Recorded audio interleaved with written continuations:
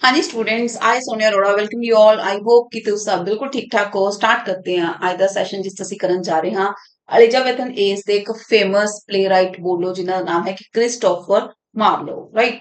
ਸੋ ਅਸੀਂ ਅਗਰ ਗੱਲ ਕਰੀਏ ਐਲਿਜ਼ਾਬੈਥਨ ਏਜ ਦੇ ਜਿੰਨੇ ਵੀ ਫੇਮਸ ਰਾਈਟਰਸ ਨੇ ਉਹਨਾਂ ਵਿੱਚੋਂ ਸਭ ਤੋਂ ਜ਼ਿਆਦਾ ਇੰਪੋਰਟੈਂਟ ਅਗਰ ਅਸੀਂ ਗੱਲ ਕਰੀਏ ਵਿਲੀਅਮ ਸ਼ੇਕਸਪੀਅਰ ਨੇ, ਤਾਂ ਬਰਾਬਰ ਇਕੁਅਲੀ ਇੰਪੋਰਟੈਂਟ ਨੇ ਕ੍ਰਿਸਟੋਫਰ ਮਾਰਲੋ, ਜਿਹੜੇ ਕਿ ਅਰਾਊਂਡ 2 ਮੰਥ ਸੀਨੀਅਰ ਸੀ ਏਜ ਚ ਬੜੇ ਸੀ ਵਿਲੀਅਮ ਸ਼ੇਕਸਪੀਅਰ ਤੋਂ। ਅਗਰ ਅਸੀਂ ਗੱਲ ਕਰੀਏ ਸ਼ੇਕਸਪੀਅਰ ਨੇ ਵਿਲੀਅਮ ਕ੍ਰਿਸਟੋਫ ਮਾਰਲੋ ਤੋਂ ਹੀ ਇੰਸਪਾਇਰ ਹੋ ਕੇ ਆਪਣੇ ਵਰਕਸ ਦੇ ਵਿੱਚ ਬਲੈਂਕ ਵਰਸ ਦਾ ਯੂਜ਼ ਕਰਨਾ ਸ਼ੁਰੂ ਕੀਤਾ। ਅੱਗੇ ਚੱਲ ਕੇ ਅਸੀਂ ਬਲੈਂਕ ਵਰਸ ਬਾਰੇ ਡਿਟੇਲ ਚ ਪੜਾਂਗੇ ਕਿ what is a blank verse. ਇੱਥਾ ਕੁਐਸਚਨ ਬਣ ਸਕਦਾ ਹੈ ਤੁਹਾਡੇ ਐਗਜ਼ਾਮ ਚ।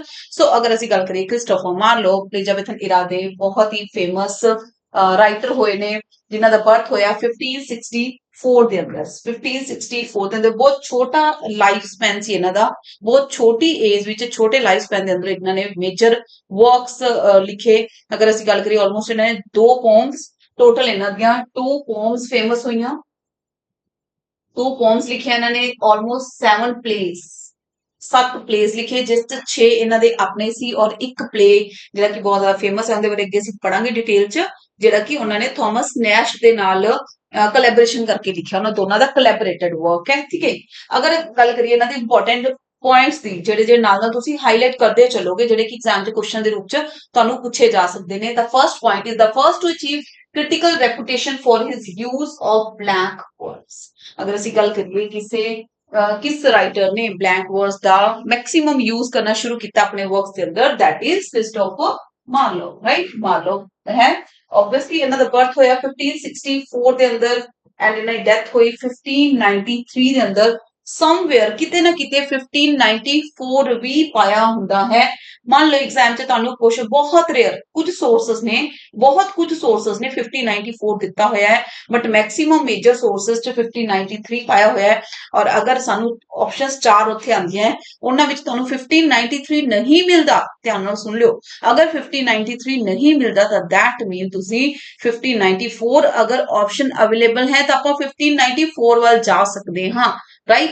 ਠੀਕ ਹੈ, ਅਗਰ ਚਾਰਾਂ ਵਿੱਚੋਂ ਕੋਈ ਵੀ 1593 ਨਹੀਂ ਹੈ ਤਾਂ 1594 ਵੱਲ ਜਾ ਸਕਦੇ ਹਾਂ। ਸਮਵੇਅਰ ਕੁਝ ਸੋਰਸਸ ਤੇ ਮੈਂ ਪੜਿਆ ਕਿ ਜਿੱਥੇ 1594 ਮੈਂਸ਼ਨ ਕੀਤਾ ਹੋਇਆ, ਬਟ ਜ਼ਿਆਦਾ ਐਕੂਰੇਟ ਕੀ ਹੈ, ਜ਼ਿਆਦਾ ਸੋਰਸਸ ਦੁਆਰਾ 1593 ਵੱਲ ਜਾਇਆ ਜਾਂਦਾ। ਡੇਟਸ ਯਾਦ ਕਰਨੀ ਕੋਈ ਜ਼ਿਆਦਾ ਉਹ ਨਹੀਂ ਹੈ ਕਿ ਇੰਪੋਰਟੈਂਟ ਨਹੀਂ ਹੈ, ਠੀਕ ਹੈ।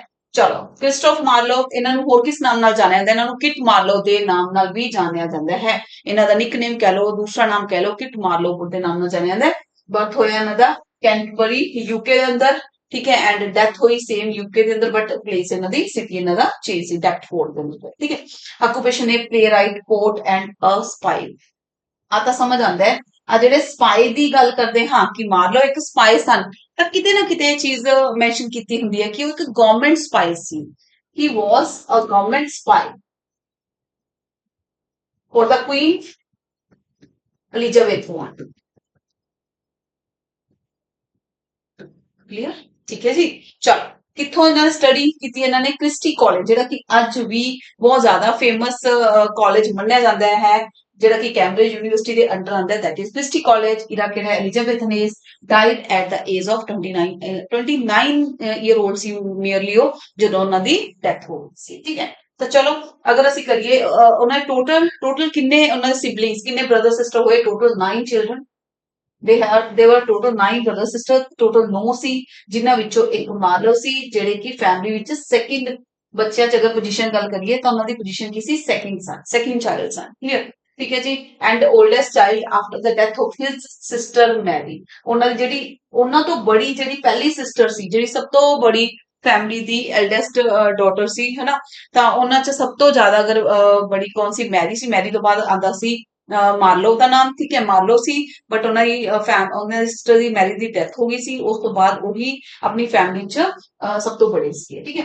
was born to a shoemaker। ਉਹਨਾਂ ਫਾਦਰ ਦਾ ਅਗਰ ਗੱਲ ਕਰੀਏ, ਫਾਦਰ ਦਾ profession ਕੀ ਸੀ, ਉਹਨਾਂ ਦਾ ਵਰਕ ਕੀ ਸੀ? that is he was a shoemaker or a cobbler। ਇੱਕ cobbler ਦੇ ਬੇਟੇ ਸਨ ਉਹ, ਜਿਨ੍ਹਾਂ ਨੇ ਇੰਨਾ ਕੁ ਜ਼ਿਆਦਾ ਅੱਗੇ ਚੱਲ ਕੇ ਆਪਣਾ ਨਾਮ ਕਮਾਇਆ, ਠੀਕ ਹੈ। ਜੋਹਨ ਮਾਰਲੋ, ਉਹਨਾਂ ਦੇ ਫਾਦਰ ਨਾਮ John Marlowe, and his wife Catherine. ਉਹਨਾਂ ਦੀ ਮਦਰ ਦਾ ਨਾਮ ਕੀ ਸੀ? Catherine Marlowe, daughter of William Marlowe. ਇਹ ਕੁਐਸਚਨ ਧਿਆਨ ਨਾਲ ਕਰ ਸਕਦੇ ਹੋ। ਜਿੰਨੇ ਵੀ ਇੱਥੇ ਇੰਪੋਰਟੈਂਟ ਪੁਆਇੰਟਸ ਨੇ ठीक है, वो सारे हाईलाइट करोगे तुसी नाल नाल। चलो, by the age 14 Marlowe was a pupil at the king college दे पहला किंग स्कूल दे विच स्टूडेंट सी on a scholarship and 2 years later student. उस तो बाद 2 साल बाद उस तो बाद इन्होंने क्रिस्टी कॉलेज कैम्ब्रिज ज्वाइन कर लिया, where he also studied through a scholarship with the expectation that he would become a clergyman। ਤਾਂ ਉਸ ਟਾਈਮ ਹੁੰਦਾ ਸੀ ਡੀਨ ਬੰਦੇ ਸੀਗੇ ਚਰਚ ਦੇ, ਤਾਂ ਉਹਨਾਂ ਨੂੰ ਇਹ ਸੀ ਕਿ ਮੈਂ ਇੱਕ ਕਲਰਜੀਮੈਨ ਬਣੂਗਾ। ਠੀਕ ਹੈ, ਉਹਨਾਂ ਨੇ bachelor of arts bachelor BA the degree ਉਹਨਾਂ ਨੂੰ ਮਿਲੀ 1584 ਦੇ ਅੰਦਰ। 1584 ਦੇ ਅੰਦਰ, ਇਹ ਵਾਲਾ ਈਅਰ ਯਾਦ ਕਰਾਂਗੇ। ਚਲੋ ਅੱਗੇ ਮੋਸਟ ਇੰਪੋਰਟੈਂਟ ਕਨਸੈਪਟਸ ਦੇਖੋ ਜੀ। ਜਿਸ ਟਾਈਮ ਉਹ ਯੂਨੀਵਰਸਿਟੀ ਦੇ ਅੰਦਰ ਸੀ, ਜਿਸ ਟਾਈਮ ਮਾਰਲੋ ਯੂਨੀਵਰਸਿਟੀ ਦੇ ਅੰਦਰ ਸੀ, ਉਸ ਟਾਈਮ ਕਿਹਾ ਜਾਂਦਾ ਹੈ ਕਿ ਉਹਨਾਂ ਨੇ ਆਪਣੇ ਕਾਫੀ ਵਰਕਸ ਲਿਖਣਾ ਸ਼ੁਰੂ ਕਰਤਾ ਸੀ। ਉਹਨਾਂ ਨੇ ਲਾਈਕ ਲਿਖਣਾ, ਹੀ ਵਾਸ ਫੌਂਡ ਆਫ ਰਾਈਟਿੰਗ, ਤਾਂ ਉਹਨਾਂ ਨੇ ਲਿਖਣਾ ਸ਼ੁਰੂ ਕਰਤਾ ਸੀ। ਜਿਸ ਚ ਉਹਨਾਂ ਦਾ ਇੱਕ ਫੇਮਸ ਕਨਸੈਪਟ ਹੈ ਕਿ ਉਹਨਾਂ ਨੇ ਐਮੋਰਸ, ਜਿਹੜਾ ਓਵਿਡ ਇੱਕ ਰਾਈਟਰ ਨੇ, ਠੀਕ ਹੈ, ਇੱਕ ਰਾਈਟਰ ਨੇ, ਉਹਨਾਂ ਦਾ ਫਰਸਟ ਕੰਪਲੀਟਡ ਬੁੱਕ ਸੀਗਾ, ਉਹਨਾਂ ਦਾ ਫਰਸਟ ਕੰਪਲੀਟਡ ਬੁੱਕ ਸੀਗਾ ਜਿਹੜਾ ਦੈਟ ਇਜ਼ ਐਮੋਰਸ, ਠੀਕ ਹੈ, ਇਨ ਇੰਗਲਿਸ਼। ਠੀਕ ਹੈ, ਔਰ ਇਸ ਵਰਕ ਨੂੰ ਉਹਨਾਂ ਨੇ ਟ੍ਰਾਂਸਲੇਟ ਕੀਤਾ ਸੀ ਜਦੋਂ ਉਹ ਕਦੋਂ, ਜਦੋਂ ਉਹ ਯੂਨੀਵਰਸਿਟੀ ਦੇ ਐਂਡ ਵਾਲੇ ਈਅਰਸ ਵਿੱਚ। ਕਲੀਅਰ, ਜਦੋਂ Cambridge university the and year ਸੀਗਾ, ਲਾਸਟ ਵਾਲਾ ਸਾਲ ਸੀ ਉਹਨਾਂ ਦਾ ਉੱਥੇ, ਉਸ ਟਾਈਮ ਉਹਨਾਂ ਨੇ ਓਵਿਡ ਦੇ ਫਰਸਟ ਜਿਹੜੀ ਉਹਨਾਂ ਦੀ ਕੰਪਲੀਟਡ ਬੁੱਕ ਸੀ ਐਮੋਰ, ਜਿਸ ਦਾ ਮਤਲਬ ਹੁੰਦਾ ਲਵ, ਦਾ ਲਵ। ਠੀਕ ਹੈ, ਤਾਂ ਉਹਨੂੰ ਇਹਨਾਂ ਨੇ ਇੰਗਲਿਸ਼ ਚ ਟ੍ਰਾਂਸਲੇਟ ਕੀਤਾ ਸੀ।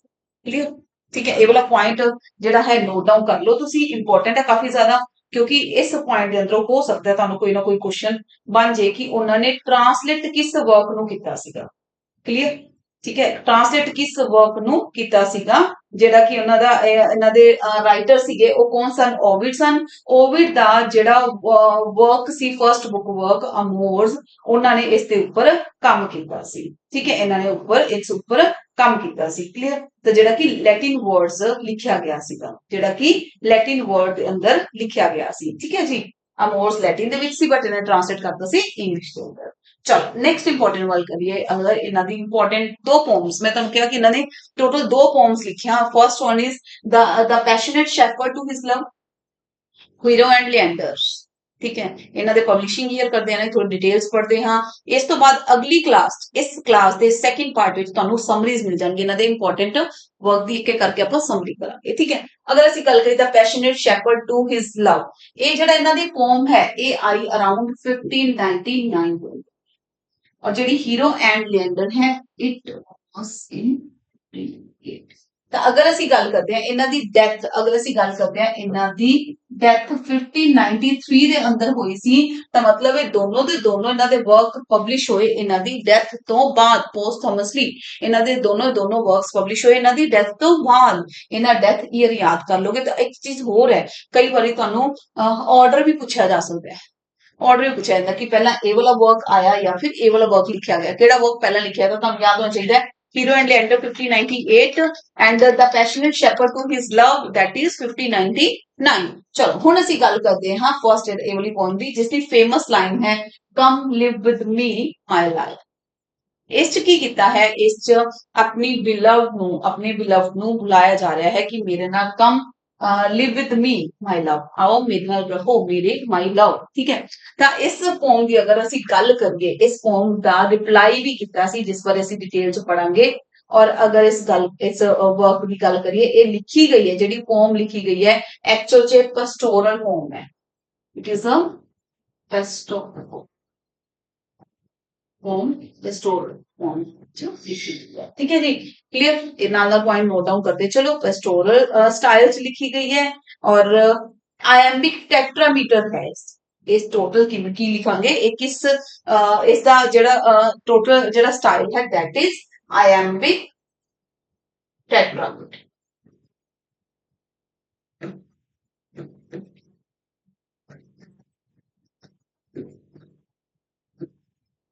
ओके, और अगर गल करिए एम्बिक टेट्रामीटर के अंदर है टोटल किन्ने स्टैंजास च इन 6 स्टैंजास। टोटल स्टैंजास किन्ने इस च 6 स्टैंजास। ठीक है, ये वाला पॉइंट इधर नोट डाउन करोगे, ईयर करोगे। पेस्टोरल पोम है ਜਿਹੜੀ कि लिखी गई 1599 ਦੇ ਅੰਦਰ, ਇਹਨਾਂ ਦੀ ਡੈਥ ਤੋਂ ਬਾਅਦ ਪੋਸਟਹਮਸਲੀ ਪਬਲਿਸ਼ ਹੋਈ ਹੈ। ਔਰ ਅਗਰ ਅਸੀਂ ਗੱਲ ਕਰੀਏ ਇਸ ਚ ਐਕਚੁਅਲ ਚ ਸੈਂਸ ਆਰਗਨਸ ਦੇ ਰਿਲੇਟਡ ਮੈਂਸ਼ਨ ਕੀਤਾ ਹੋਇਆ ਹੈ। ਸੈਂਸ ਆਰਗਨਸ ਦੇ ਰਿਲੇਟਡ ਇਹਨਾਂ ਨੇ ਮੈਂਸ਼ਨ ਕੀਤਾ ਹੋਇਆ ਹੈ। ਕੀ ਚੀਜ਼ ਨੂੰ ਮੈਂਸ਼ਨ ਕੀਤਾ ਹੈ? Appeal to sense organs. ਠੀਕ ਹੈ, ਇਸ ਚ ਮਾਰਲੋ ਨੇ ਕੀ ਕੀਤਾ ਹੈ? Appeal to sense organs. Sense organs ਕਿਹੜੇ ਕਿਹੜੇ ਆਪਣੇ ਸੈਂਸ ਆਰਗਨਸ ਹੁੰਦੇ ਨੇ? ਅਗਰ ਇਹਨਾਂ ਨੇ ਮੈਂਸ਼ਨ ਕੀਤਾ ਸੈਂਸ ਆਰਗਨਸ ਨੂੰ ਰਿਪੀਟ ਅਪੀਲ ਕੀਤਾ ਹੈ ਤਾਂ ਅਸੀਂ ਗੱਲ ਕਰੀਏ ਦੇਖਣ ਨੂੰ, ਸੁਣਨਾ, ਸਮੈਲ ਕਰਨਾ, ਤਾਂ ਇਹ ਵਾਲੇ ਸੈਂਸ ਆਰਗਨਸ ਦੇ ਰਿਲੇਟਡ ਇਹ ਵਾਲਾ ਪੋਮ ਹੈ, ਇਹ ਵਾਲਾ ਇਹਨਾਂ ਦਾ ਵਰਕ ਹੈ। ਦੈਟ ਇਜ਼ ਅਗਰ ਇਸਦਾ ਸਮੈਲ ਹੋ ਗਿਆ, ਸਾਊਂਡ ਕੰਨਾਂ ਨਾਲ ਅਸੀਂ ਸੁਣਦੇ ਹਾਂ, ਅੱਖਾਂ ਨਾਲ ਅਸੀਂ ਦੇਖਦੇ ਹਾਂ, ਸਾਈਟ ਜਾਂ ਫਿਰ ਟੱਚ, ਸਕਿਨ ਨਾਲ ਅਸੀਂ ਫੀਲ ਕਰਦੇ ਹਾਂ। ਇਹ ਸਾਰਾ ਕੁਝ ਇਹਨਾਂ ਨੇ ਇਸ ਚ ਮੈਂਸ਼ਨ ਕੀਤਾ ਹੋਇਆ ਹੈ। ਇਹ ਵਾਲੇ ਦੇ ਇੰਪੋਰਟੈਂਟ ਪੁਆਇੰਟਸ ਤੁਸੀਂ ਨੋਟ ਡਾਊਨ ਕਰ ਸਕਦੇ ਹੋ। ਠੀਕ ਹੈ ਜੀ, ਚੱਲੀਏ ਅੱਗੇ। ਓਕੇ, ਚਲੋ ਨੈਕਸਟ ਇਹਨਾਂ ਦੀ ਪੋਮ ਹੈ that is hero and lander, ਜਿਹੜਾ ਕਿ ਇਹਨਾਂ ਦਾ ਇਨਕੰਪਲੀਟ ਵਰਕ ਮੰਨਿਆ ਜਾਂਦਾ ਹੈ। 1598 ਦੇ ਅੰਦਰ ਇਹ ਆਇਆ ਔਰ it was completed by George ਚੈਪਮਨ।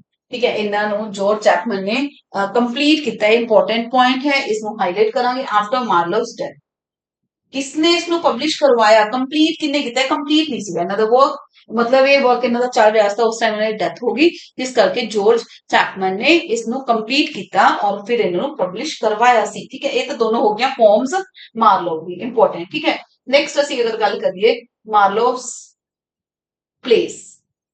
Next ਅਗਰ ਗੱਲ ਕਰੀਏ ਪਲੇਸ ਜਿਹੜੇ ਕਿ ਬਹੁਤ ਇੰਪੋਰਟੈਂਟ ਨੇ, ਇਸ ਤੋਂ ਬਾਅਦ ਇਹਨਾਂ ਦੀ ਆਪਾਂ ਸਮਰੀ ਕਰਾਂਗੇ ਅਗਲੀ ਕਲਾਸ ਚ। ਤੁਹਾਨੂੰ ਡਾਇਡੋ ਹੋ ਗਿਆ, ਟੈਂਪਰਲਿਨ ਹੋ ਗਿਆ, ਇਹਨਾਂ ਜਿਹੜੇ ਇੰਪੋਰਟੈਂਟ ਪਲੇਸ ਨੇ ਉਹਨਾਂ ਦੀ ਸਮਰੀ ਦੀ ਕਲਾसेस ਵੀ ਤੁਹਾਨੂੰ ਮਿਲ ਜਾਣੀਆਂ।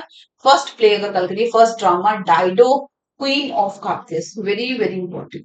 ਇਸ ਦੇ ਅੰਦਰੋਂ ਕੁਐਸਚਨ ਬਣ ਕੇ ਆ ਸਕਦੇ ਨੇ। It was written between 1587 to 1593, ਮਤਲਬ ਉਹਨਾਂ ਦੀ ਡੈਥ ਦੇ ਡਿਊਰੇਸ਼ਨ ਚ, ਉਹਨਾਂ ਦੀ ਜਿਸ ਸਾਲ ਉਹਨਾਂ ਦੀ ਡੈਥ ਹੋਈ ਹੈ 1593 ਦੇ ਅੰਦਰ ਉਹਨਾਂ ਦੀ ਡੈਥ ਹੋਈ ਹੈ, ਉਸੇ ਈਅਰ ਦੇ ਅੰਦਰ ਉਹਨਾਂ ਨੇ ਇਹ ਵਾਲਾ ਪਲੇ ਲਿਖਿਆ ਔਰ ਪਬਲਿਸ਼ ਹੋਇਆ ਉਹਨਾਂ ਦੀ ਪੋਸਟ ਰਿਲੀਜ਼ ਉਹਨਾਂ ਦੀ ਡੈਥ ਤੋਂ ਬਾਅਦ ਆਲਮੋਸਟ 1594 ਦੇ ਐਂਡ ਵਿੱਚ। ਠੀਕ ਹੈ, ਤਾਂ ਈਅਰ ਕਿਹੜਾ ਹੈ ਇਸਦਾ? ਪਬਲਿਸ਼ਿੰਗ ਈਅਰ ਕਿਹੜਾ? 1594 ਦੇ ਅੰਦਰ। ਔਰ ਅਗਰ ਗੱਲ ਕਰੀਏ ਇਹ ਇਹਨਾਂ ਦਾ ਕੱਲਿਆਂ ਦਾ ਵਰਕ ਨਹੀਂ ਹੈ, ਇਹ ਵਰਕ ਕੋਲੈਬੋਰੇਟਡ ਵਰਕ। ਅਗਰ ਕੋਈ ਕੁਐਸਚਨ ਬੰਦਾ ਹੈ ਕਿ ਕ੍ਰਿਸਟੋਫਰ ਮਾਰਲੋ ਦਾ ਕਿਹੜਾ ਵਰਕ ਇਹਨਾਂ ਵਿੱਚੋਂ ਚੂਜ਼ ਕਰੋ, ਕਿਹੜਾ ਵਰਕ ਕੋਲੈਬੋਰੇਟਡ ਵਰਕ ਹੈ ਨਾ, ਉਹਨਾਂ ਦਾ ਖੁਦ ਦਾ ਕੱਲਿਆਂ ਦਾ ਵਰਕ ਨਹੀਂ ਹੈ, ਕੱਲਿਆਂ ਦਾ ਪਲੇ ਨਹੀਂ ਹੈ, that is Dido queen of Carthage and it was collaborated with Thomas Nashe. ठीक है, it was a collaboration with Thomas Nashe. ठीक, ओके है जी। चलो नेक्स्ट है Tamburlaine, very very important. Tamburlaine की स्टोरी बहुत ही इंटरेस्टिंग है, जेड़ा कि जिहदे की टोटल 2 पार्ट्स है। ठीक है, it was divided into 2 parts. Performed eight London stage, कदों परफॉर्म किया गया? पहली बार 1587 ਦੇ ਅੰਦਰ। 1593 ਦੇ ਅੰਦਰ ਸਾਨੂੰ ਪਤਾ ਹੈ ਕਿ ਇਹਨਾਂ ਦੀ ਡੈਥ ਹੋਈ ਸੀ, ਉਸ ਤੋਂ ਪਹਿਲਾਂ ਇਹ ਪਲੇ ਹੋ ਚੁੱਕਿਆ ਸੀ, ਇਹ ਪਰਫਾਰਮ ਹੋ ਚੁੱਕਿਆ ਸੀ ਲੰਡਨ ਦੀ ਸਟੇਜ ਦੇ ਉੱਪਰ। First English play written in blank words, भाई आ इंपॉर्टेंट कंसेप्ट है बहुत ज्यादा। ये पहला प्ले सी जेड़ा कि ब्लैंक वर्ड्स दे अंदर लिखिया गया सी, ब्लैंक वर्ड्स दे अंदर लिखिया गया सी। तां हुण असीं अग्गों जानदे हां कि ब्लैंक वर्ड्स की हुंदा है। ब्लैंक वर्ड्स एक्चुअली की हुंदा, एक लिटरेरी टर्म है। ब्लैंक वर्ड्स एक लिटरेरी टर्म है ਜਿਹੜੀ ਕਿ that refers to poetry ਨੂੰ ਰੈਫਰ ਕਰਦੀ ਹੈ।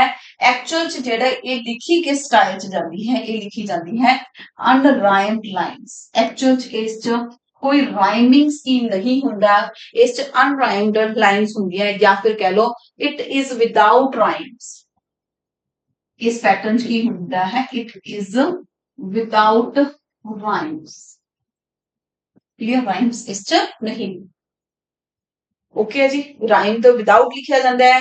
और अगर असं गल करें but it has a definite meter, एक इस डेफिनेट मीटर हुंदा है, केड़ा मीटर हुंदा है जिस च असं गल करें रेगुलर मैट्रिकल पैटर्न यूज किया जाता है ब्लैंक वर्ड्स दे अंदर। एंड स्पेशली जेड़ा इस च मीटर लग्या हुंदा है दैट इज आयम्बिक पेंटामीटर लग्या। हुण असीं समझदे हां कि आयम्बिक पेंटामीटर हुंदा की है। क्लियर, एम्बिक पेंटामीटर वास्ते बारे ब्लैक वर्ड्स वास्ते जेड़ा कि मोस्टली किंदे चांदा है आयम्बिक पेंटामीटर चांदा है, तो सानू blank words and iambic pentameter दोनों बारे सानू चंगी तरह पता होना चाहिए। आयम्बिक पेंटामीटर का मतलब की हुंदा है, इहदा कांसेप्ट जेड़ा इंपॉर्टेंट तुसीं नोट कर लो। हुण देखो जी एक्चुअल की हुंदा iambic pentameter total consist of, इस टोटल किन्ने सिलेबस होंगे, सिलेबस टोटल 10 सिलेबस होंगे, कंसिस्ट ऑफ 10 सिलेबल्स।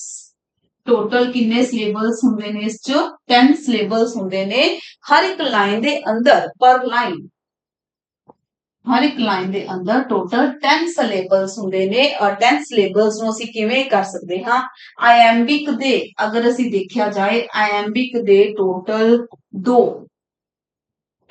ਦੋ ਸਿਲੇਬਲਸ ਕਿਹੜੇ ਕਿਹੜੇ ਇੱਕ ਸਟ੍ਰੈਸਡ ਔਰ ਇੱਕ ਅਨਸਟ੍ਰੈਸਡ एक स्ट्रेस्ड एंड दूसरा अनस्ट्रेस्ड ठीक है जी ये तो हो गए दो ये तो दो हो गए इसमें टोटल क्लियर दो स्ट्रेस्ड सॉरी टोटल दो होंगे ने ठीक है दो सिलेबस गल करिए आयम्बिक च एम्बिक दे अंदर टोटल दो आंदे ने एक स्ट्रेस्ड हुंदा है एक अनस्ट्रेस्ड हुंदा है क्लियर ठीक है जी और अगर ਅਸੀਂ ਗੱਲ ਕਰੀਏ ਬਈ ਧਿਆਨ ਨਾਲ ਦੇਖਿਓ ਜੀ ਅਗਰ ਅਸੀਂ ਗੱਲ ਕਰੀਏ ਪੈਂਟਾਮੀਟਰ ਦੀ ਪੈਂਟਾਮੀਟਰ ਦੇ ਅੰਦਰ ਟੋਟਲ ਕਿੰਨੇ ਮੀਟਰਸ ਆਏ ਟੋਟਲ ਪੈਂਟਾ ਦਾ ਮਤਲਬ 5 ਜਿੱਥੇ ਤੁਹਾਨੂੰ ਪੈਂਟਾਮੀਟਰ ਦਿਖਿਆ ਦੈਟ ਮੀਨ 5 ਔਰ ਜਾਂ ਜਿੱਥੇ ਤੁਹਾਨੂੰ ਆਇੰਬਿਕ ਪੈਂਟਾਮੀਟਰ ਦਿਖ ਗਿਆ ਤਾਂ ਉਸ ਦਾ ਮਤਲਬ ਹੋਏਗਾ 10 ਟੋਟਲ 10 ਆਇੰਬਿਕ ਪੈਂਟਾਮੀਟਰ ਦਾ ਮਤਲਬ ਟੋਟਲ 10 ਸਿਲੇਬਲਸ ਜਿਸ ਚ ਦੋ ਹੁੰਦੇ ਆ ਸਟ੍ਰੈਸਡ ਅਤੇ ਅਨਸਟ੍ਰੈਸਡ 5 मीटर्स किसदे हो गए पेंटा दे हो गए ठीक है जी 5 मल्टीप्लाई बाय 2 टोटल किन्ने बन गए एक लाइन दे अंदर टोटल बन जाते हैं 10 सिलेबल्स तो इस च किन्ने मीटर्स होंगे टोटल 5 मीटर्स होंगे है पेंटामीटर दे 5 आयम्बिक दे टोटल 2 5 into 2 टोटल बन गए 10 सिलेबल्स ठीक है इस च दो केड़े-केड़े हुंदे एक स्ट्रेस्ड हुंदा है आयम्बिक दे अंदर एक अनस्ट्रेस्ड हुंदा है जेड़ा कि फॉलो किया जाता है एक्चुअल च जेड़ा एक स्ट्रेस्ड या अनस्ट्रेस्ड सिलेबल हुंदा है that is followed by a long syllable that is followed by a long syllable ਹੁਣ ਤੁਹਾਨੂੰ ਅਗਰ blank word ਦਾ ਕੋਈ ਕੁਐਸਚਨ ਪੁੱਛਿਆ ਜਾਏ ਤਾਂ ਉਸ ਚ ਕੀ ਹੁੰਦਾ ਹੈ ਐਕਚੁਅਲ ਚ ਕੀ ਹੁੰਦਾ ਹੈ ਅਨਰਾਈਮਡ ਲਾਈਨਸ ਹੁੰਦੀਆਂ ਉਸ ਚ ਰਾਈਮਿੰਗ ਸਕੀਮ ਨਹੀਂ ਹੁੰਦੀ ਉਸ ਦੀ ਅਨਰਾਈਮਡ ਲਾਈਨਸ ਹੁੰਦੀਆਂ ਬਟ ਇੱਕ ਡੈਫੀਨਿਟ ਮੀਟਰ ਹੁੰਦਾ ਹੈ most of the time specially ਕਿਹੜਾ ਮੀਟਰ ਯੂਜ਼ ਕੀਤਾ ਹੈ ਆਇੰਬਿਕ ਪੈਂਟਾਮੀਟਰ ਯੂਜ਼ ਕੀਤਾ ਜਾਂਦਾ ਹੈ ਆਇੰਬਿਕ ਪੈਂਟਾਮੀਟਰ ਦੇ ਅੰਦਰ ਟੋਟਲ 10 ਸਿਲੇਬਲਸ ਹੁੰਦੇ ਨੇ ਰਾਈਟ दो आयम्बिक थे स्ट्रेस्ड एंड अनस्ट्रेस्ड टोटल दो हो गए एक के वाला दो हो गए और पेंटामीटर दे कितने हो गए total 5 into 2 is equal to 10 syllables the work होता है ठीक है चलो नेक्स्ट वन नेक्स्ट ਅਸੀਂ ਗੱਲ ਕਰਾਂਗੇ द ज्यू ऑफ माल्टा द ज्यू ऑफ माल्टा इस दी स्टोरी भी इंपॉर्टेंट है काफी इंटरेस्टिंग भी है भाई ये 5 एक्ट्स ਦੇ ਅੰਦਰ ਲਿਖਿਆ ਗਿਆ ਹੈ ट्रेजिडी है what is a tragedy tragedy ਉਹ ਹੁੰਦੀ ਹੈ ਜਦੋਂ ਕੀ ਹੁੰਦਾ ਇੱਕ ਹੀਰੋ ਹੁੰਦਾ ਹੈ ਇੱਕ ਸਟੋਰੀ ਦੇ ਅੰਦਰ ਇੱਕ ਹੀਰੋ ਹੁੰਦਾ ਹੈ ਸਕਸੈਸਫੁਲ ਹੀਰੋ ਹੁੰਦਾ ਹੈ ਬਟ ਉਹ ਆਪਣੀਆਂ ਗਲਤੀਆਂ ਕਰਕੇ ਆਪਣੀ ਮਿਸਟੇਕਸ ਕਰਕੇ ਕਹਿ ਲੋ ਲਾਲਚ ਕਰਕੇ ਗਰੀਡ ਕਰਕੇ ਜਾਂ ਗਲਤ ਕੰਮਾਂ ਕਰਕੇ ਉਹਦੀ ਐਂਡ ਤੇ ਡੈਥ ਹੋ ਜਾਂਦੀ ਹੈ that is called a tragedy ਇਸ ਨੂੰ ਟ੍ਰੈਜੇਡੀ ਜਨਰੇ ਅਗਰ ਪੁੱਛਿਆ ਜਾਂਦਾ ਤੁਹਾਨੂੰ ਤਾਂ ਬਈ ਉਸ ਦਾ ਜਨਰੇ ਕੀ ਹੈ ਟ੍ਰੈਜੇਡੀ ਹੈ ਇਹ ਚੀਜ਼ ਜ਼ਰੂਰ ਯਾਦ ਰੱਖਣੀ ਹੈ ਕਿਉਂਕਿ ਇਸ ਚ ਹੀਰੋ ਦੀ ਐਂਡ ਤੇ ਡੈਥ ਹੋ ਜਾਂਦੀ ਹੈ ਠੀਕ ਹੈ ਰਿਟਨ ਬਿਟਵੀਨ 1518 90 89 to 90 ਦੇ ਬਿਟਵੀਨ ਲਿਖਿਆ ਗਿਆ ਮਤਲਬ ਉਹਨਾਂ ਦੀ ਡੈਥ ਤੋਂ ਪਹਿਲਾਂ ਲਿਖਿਆ ਗਿਆ ਡੈਥ ਉਹਨਾਂ ਦੀ ਹੋਈ 1593 ਦੇ ਅੰਦਰ ਇਹ ਚੀਜ਼ ਅਸੀਂ ਯਾਦ ਰੱਖਾਂਗੇ ਤਾਂ ਜਿਵੇਂ ਉਹਨਾਂ ਦੀ ਪੋਮ ਸੀਗੀਆਂ ਪੋਮ ਸੀ ਦੋਨੋਂ ਦੀ ਦੋਨੋਂ ਪੋਮਸ ਦਾ ਸ਼ੈਪਰਡ ਵਾਲੀ ਐਂਡ ਹੀਰੋ ਐਂਡ ਲੀਐਂਡਰ ਦੋਨੋਂ ਦੀ ਦੋਨੋਂ ਬਈ ਉਹਨਾਂ ਦੀ ਡੈਥ ਤੋਂ ਬਾਅਦ ਪੋਸਟਹਮਸਲੀ ਪਬਲਿਸ਼ ਹੋਏ ਠੀਕ ਹੈ ਚਲੋ ਪਰਫਾਰਮ ਇਨ 59 ਪਰਫਾਰਮ ਹੋਇਆ ਪਹਿਲੀ ਵਾਰੀ ਸਟੇਜ ਦੇ ਉੱਪਰ 1590 ਦੇ ਅੰਦਰ ठीक है ਤਾਂ ਇਸ ਚ ਇੰਨਾ ਯਾਦ ਰੱਖਣਾ ਹੈ 5 ਐਕਟਸ ਨੇ ਟੋਟਲ ਇਸ ਦੇ 5 ਐਕਟਸ ਨੇ ਦ ਜੂ ਆਫ ਮਾਲਟਾ ਠੀਕ ਹੈ ਇਹ ਛੋਟੀ ਛੋਟੀ ਇੰਪੋਰਟੈਂਟ ਵਰਕਸ ਨੇ ਜਿਨ੍ਹਾਂ ਦੇ ਪੁਆਇੰਟਸ ਤੁਸੀਂ ਨੋਟ ਡਾਊਨ ਕਰਦੇ ਚਲੋ ਇਸ ਤੋਂ ਬਾਅਦ ਜਿਹੜੀ ਸਮਰੀਜ਼ ਹੁੰਦੀ ਹੈ ਉਹਨਾਂ ਨੂੰ ਜਿਹੜੇ ਇੰਪੋਰਟੈਂਟ ਵਰਕਸ ਹਨ ਉਹ ਸਮਰੀਜ਼ ਤੁਹਾਨੂੰ ਉਹਨਾਂ ਦੀ ਸਟੋਰੀ ਤੁਹਾਨੂੰ ਪਤਾ ਹੋਣੀ ਬਹੁਤ ਜ਼ਰੂਰੀ ਹੈ ਕਿਉਂਕਿ ਸਟੋਰੀ ਦੇ ਅੰਦਰ ਹੀ ਸਾਨੂੰ ਕੈਰੈਕਟਰਸ ਬਾਰੇ ਪਤਾ ਚੱਲਦਾ ਹੈ ਇੰਸਟੈਂਸਸ ਦੇ ਬਾਰੇ ਪਤਾ ਚੱਲਦਾ ਹੈ ਤਾਂ ਹੀ ਕਿ ਐਗਜ਼ਾਮ ਦੇ ਅੰਦਰ ਐਗਜ਼ਾਮ ਚ ਅਗਰ ਕੁਝ ਡੈਪਥ ਦੇ ਅੰਦਰ ਕੁਐਸਚਨ ਪੁੱਛਿਆ ਜਾਂਦਾ ਹੈ ਤਾਂ ਸਾਨੂੰ ਉਹ ਸਟੋਰੀ ਸਾਨੂੰ ਉਹ ਕੈਰੈਕਟਰ ਸਾਨੂੰ ਇਨਸੀਡੈਂਟ ਸਾਰੇ याद होना साडा ताकि क्वेश्चन सॉल्व हो जाए फिर ठीक है जी चलो नेक्स्ट वन है एडवर्ड द सेकंड फेमस है एडवर्ड द सेकंड इस तरह भी लिखा जाता है इसका फुल टाइटल तुहानू पता होना चाहिए the troublesome reign and lamentable death of Edward the second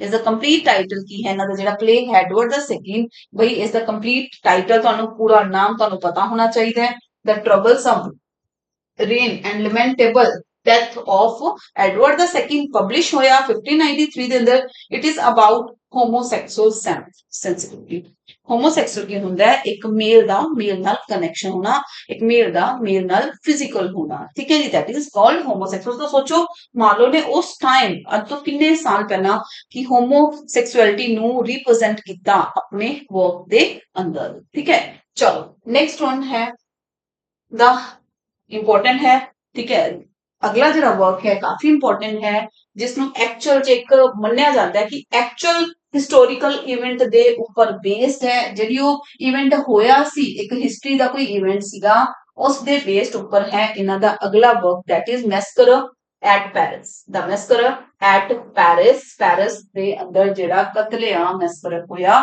performed in 1593 it is a historical play history play है भाई अच्छा ये भी हो सकता है क्वेश्चन ਤੁਹਾਨੂੰ ਪੁੱਛਿਆ ਗਿਆ ਹੈ which is a history play which is the history play by Marlowe in the given options ਚਾਰ options ਦਿੱਤੀਆਂ ਤੁਹਾਨੂੰ ਉਸ ਪੁੱਛਿਆ ਗਿਆ ਵੀ ਇਹਨਾਂ ਚੋਂ history play ਕਿਹੜਾ ਹੈ ਤੁਹਾਨੂੰ ਯਾਦ ਰੱਖਣਾ ਹੋਏਗਾ ਕਿਹੜਾ ਇਹਨਾਂ ਦਾ play history play ਹੈ tragedy ਕਿਹੜਾ ਹੈ history play ਕਿਹੜਾ ਹੈ ਠੀਕ ਹੈ it is based on actual historic event that happened in Paris in 1572 1572 ਦੇ ਅੰਦਰ ਉੱਥੇ ਇੱਕ ਮੈਸਕਰੇ ਹੋਇਆ ਸੀ ਪੈਰਿਸ ਦੇ ਅੰਦਰ ਜਿਸ ਮੈਸਕਰੇ ਨੂੰ ਜਾਣਿਆ ਜਾਂਦਾ ਸੀ ਐਕਚੁਅਲ ਚ ਕੀ ਜਾਣਿਆ ਜਾਂਦਾ ਨੋਨ ਐਜ਼ ਸੈਂਟ ਬਾਰਥਲੋਮਿਊਸ ਦੇ ਮੈਸਕਰੇ ਇਸ ਦੇ ਨਾਮ ਨਾਲ ਵੀ ਇਸ ਇਨਸੀਡੈਂਟ ਨੂੰ ਇਸ ਇਵੈਂਟ ਨੂੰ ਇਸ ਨਾਮ ਨਾਲ ਵੀ ਜਾਣਿਆ ਜਾਂਦਾ ਸੀ ਠੀਕ ਹੈ ਬਟ ਇਹ ਹਿਸਟਰੀ ਪਲੇ ਹੈ ਜਿਹੜੀ ਇਹਦੀ ਸਟੋਰੀ ਹੈ ਸਾਰੀ ਇਸ ਐਕਚੁਅਲ ਰੀਅਲ ਇਵੈਂਟ ਦੇ ਉੱਪਰ ਬੇਸਡ ਹੈ ਜਿਸ ਨੂੰ ਮਾਰਲੋਵ ਨੇ ਲਿਖਿਆ ਠੀਕ ਹੈ ਪਰਫਾਰਮ ਕਦੋਂ ਹੋਇਆ 1593 ਦੇ ਅੰਦਰ नेक्स्ट वर्क है जी काफी इंटरेस्टिंग बहुत ही सिरे दा बहुत ही इंटरेस्टिंग वर्क है मार्लोव दा जिस च बहुत ही फनी करैक्टर्स भी मेंशन किया होया एक डॉक्टर फास्टस एक्चुअल इसका नाम की है इसका एक्चुअल पूरा नाम है the tragical history of doctor Faustus full title इसका सॉरी लिखा नहीं होया द ट्रेजिक पूरा नाम तो पता होना चाहिए the tragical history of Dr.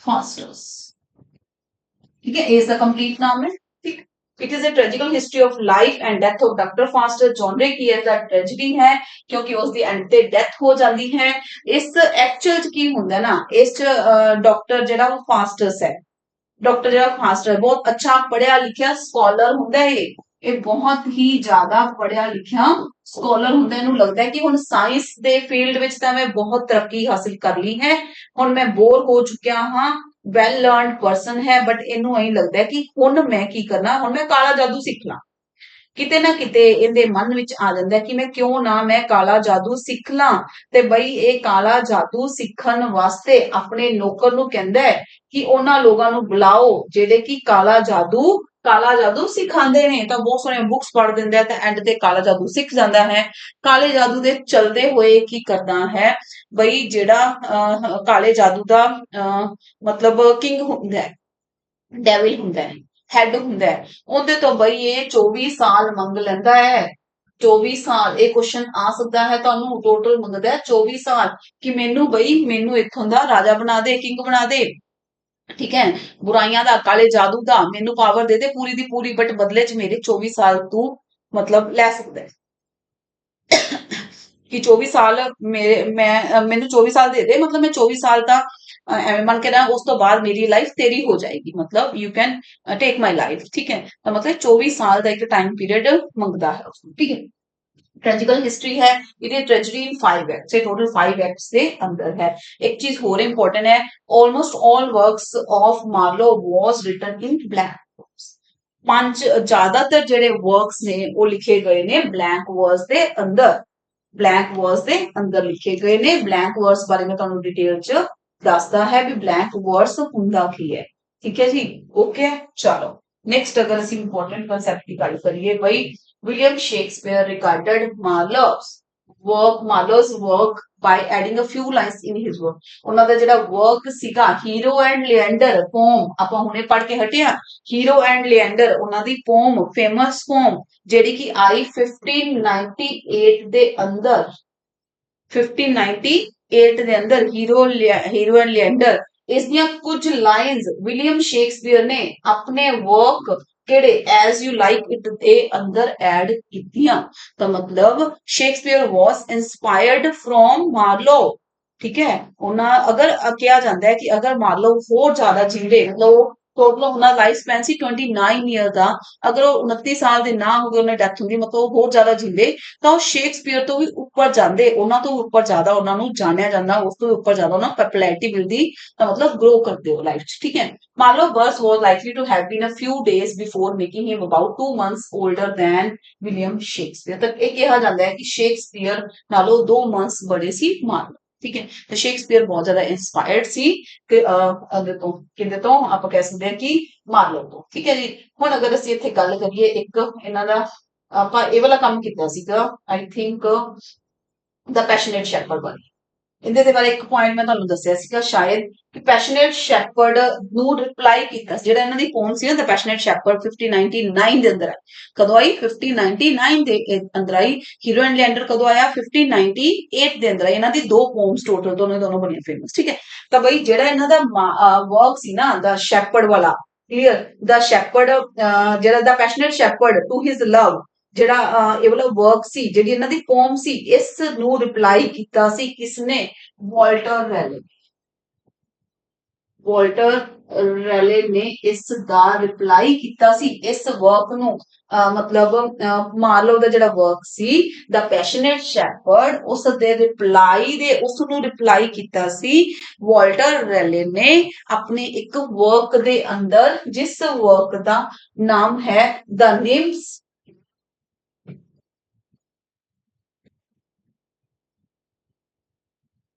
Reply. ਸਮਝ ਰਹੇ ਹੋ, ਇੱਥੇ ਸਾਨੂੰ ਪਤਾ ਚੱਲ ਜੂਗਾ ਦ ਨਿਮਟ ਰਿਪਲਾਈ ਟੂ ਦ ਸ਼ੈਪ।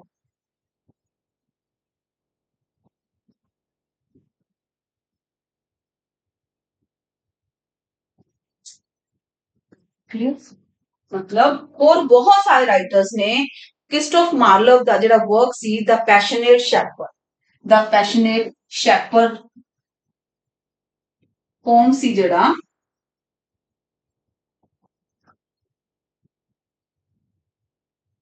ठीक है मार्लो ਦਾ जब ਇਸ ਨੂੰ ਰਿਪਲਾਈ ਕੀਤਾ, ਇਸ ਦੇ ਰਿਪਲਾਈ ਵਿੱਚ ਆਪਣੇ ਵਰਕਸ ਲਿਖੇ ਉਹਨਾਂ ਨੇ ਇਸ ਦੇ ਰਿਪਲਾਈ ਵਿੱਚ। ਕਲੀਅਰ? ਠੀਕ ਹੈ ਜੀ, ਬਟ ਇੰਨਾ ਸੀ ਯਾਦ ਜ਼ਰੂਰ ਰੱਖਣਾ ਹੈ ਕਿ ਜਿਹੜਾ ਮੇਨ ਇੱਕ ਕੁਐਸਚਨ ਹੈ ਸਰ ਵਾਲਟਰ ਰੈਲੇ ਨੇ ਵੀ ਆਪਣੇ ਇੱਕ ਵਰਕ ਦੇ ਅੰਦਰ ਕਿਸ ਨੂੰ ਰਿਪਲਾਈ ਕੀਤਾ? ਆਪਣੀ ਇੱਕ ਪੋਮ ਦੇ ਅੰਦਰ ਰਿਪਲਾਈ ਕੀਤਾ। ਉਸ ਪੋਮ ਦਾ ਨਾਮ ਕੀ ਹੈ? ਦ ਨਿਮਸ ਰਿਪਲਾਈ ਦ ਸ਼ੈਪਰਡ, ਜਿਹੜਾ ਕਿ ਆਲਮੋਸਟ 1600 ਵਿੱਚ ਆਇਆ ਸੀ। ਆਲਮੋਸਟ 1600 ਦੇ ਵਿੱਚ ਆਇਆ ਸੀ, ਮਤਲਬ ਇਹਨਾਂ ਦਾ ਰਿਪਲਾਈ ਸੀਗਾ।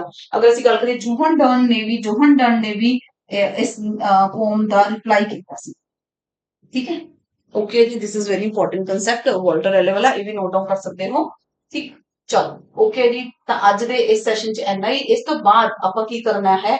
ਇਸ ਤੋਂ ਬਾਅਦ ਅਸੀਂ ਕਰਾਂਗੇ ਸਮਰੀਜ਼। ਠੀਕ ਹੈ, ਸਮਰੀਜ਼ ਬਈ ਇੰਪੋਰਟੈਂਟ ਵਰਕਸ ਦੀਆਂ ਪੜ੍ਹਨੀਆਂ ਬਹੁਤ ਜ਼ਰੂਰੀ ਹੁੰਦੀਆਂ ਨੇ, ਕਿਉਂਕਿ ਉਹਨਾਂ ਅੰਦਰੋਂ ਹੀ ਕਾਫੀ ਕੁਐਸਚਨਸ ਨਿਕਲ ਆਉਂਦੇ। ਮੇਜਰ ਵਰਕਸ ਨਾਲ ਸਮਰੀਜ਼ ਪੜ੍ਹੋ।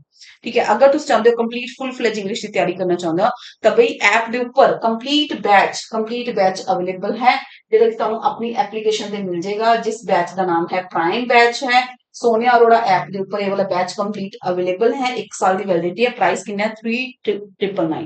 3,999 इसका प्राइस है। 1 ईयर की वैलिडिटी है। कंप्लीट बहुत सारा कंटेंट ਜਿਹੜਾ ਕਿ ਤੁਹਾਡੇ ਐਗਜ਼ਾਮ ओरिएंटेड ਹੋਊਗਾ, ਜਿਸ 'ਚ ਅਸੀਂ literature, linguistic, literary term, grammar totally ਸਾਰਾ ਕੁਝ ਕਰਾਂਗੇ। ਕੰਪਲੀਟ ਬੈਚ ਹੈ, ਟੈਸਟ ਸੀਰੀਜ਼ ਇਸ ਤੇ ਇੰਕਲੂਡ ਰਹੇਗੀ ਔਰ ਸਾਰਾ ਬੈਚ ਆਪਣਾ ਪੰਜਾਬੀ ਲੈਂਗੁਏਜ ਵਿੱਚ ਹੋਏਗਾ। ਔਰ ਇੰਨਾ ਜ਼ਰੂਰ ਹੈ ਕਿ ਬੈਸਟ ਕੰਟੈਂਟ ਦਾ ਆਪਾਂ ਪ੍ਰੋਮਿਸ ਕਰਦੇ ਹਾਂ ਕਿ ਜਿਹੜਾ ਵੀ ਤੁਹਾਨੂੰ ਕੰਟੈਂਟ ਪ੍ਰੋਵਾਈਡ ਕੀਤਾ ਜਾਏਗਾ ਬਿਲਕੁਲ ਟਰਸਟਵਰਦੀ ਕੰਟੈਂਟ ਹੋਏਗਾ, ਐਗਜ਼ਾਮ ओरिएंटेड ਕੰਟੈਂਟ ਹੋਏਗਾ। ਠੀਕ ਹੈ, ਔਰ ਇੱਕ ਚੀਜ਼ ਹੋਰ ਹੈ, ਆਪਾਂ ਹਰ ਇੱਕ ਕਲਾਸ ਦੇ ਅੰਦਰ, ਹਰ ਇੱਕ ਸੈਸ਼ਨ ਦੇ ਅੰਦਰ ਬਹੁਤ ਸਾਰੇ ਵਨ ਲਾਈਨਰ MCQs ਪ੍ਰੋਵਾਈਡ ਕਰਦੇ ਆ ਕਿ ਤੁਸੀਂ ਆਪਣੀ ਪ੍ਰੈਪਰੇਸ਼ਨ ਨੂੰ ਨਾਲ ਚੈੱਕ ਕਰਦੇ ਚਲੋ। ਠੀਕ ਹੈ, ਔਰ ਐਪਲੀਕੇਸ਼ਨ ਡਾਊਨਲੋਡ ਕਰੋਗੇ ਤਾਂ ਉੱਥੇ ਤੁਹਾਨੂੰ ਇਸ ਬੈਚ ਦਾ, ਜਿਹੜਾ ਬੈਚ ਚੱਲ ਰਿਹਾ ਹੈ, ਇਸ ਬੈਚ ਦੇ ਅੰਦਰ ਕੰਟੈਂਟ ਤੁਹਾਡਾ ਸ਼ੋ ਹੋ ਜਾਊਗਾ, ਚੱਲਦਾ ਹੈ। ਨੈਕਸਟ ਟੂ ਨੈਕਸਟ ਕੰਮ ਐਡ ਹੁੰਦਾ ਰਹਿੰਦਾ ਹੈ।